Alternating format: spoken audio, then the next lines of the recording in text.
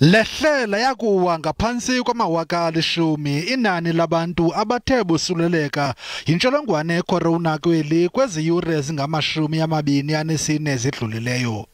Bayi-93 abantu abathe baphulukana nobomi babo ngenxa yale ntsholongwane, nto leyo elithathe yalibeka kwi-58,795 lilonke inani labantu esele beswelekile ngolu bhubhane kweli ukuza kuthi ga ngoku.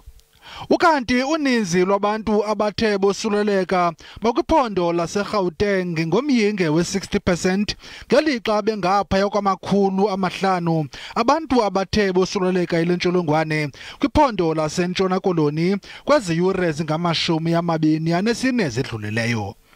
Linyuke laya kutsho ku-341 inani labantu abathe bangeniswa esibhedlele kwezi yure zingama-24 zidlulileyo ngenxa yale ntsholongwane. Bayi-9,503 bebonke abantu abasesibhedlele abafumana unyango olwayamene ne-COVID-19 kulo lonke eli. Ukanti bayi-2,580 abantu abathe bagonywa kwezi yure zingama-24 zidlulileyo. Bangaphaya kwezigidi ezimbini abantu abasele begonyiwe kweli sukela yaqalisa inkqubo yogonyo ngoFebruwari walo nyaka.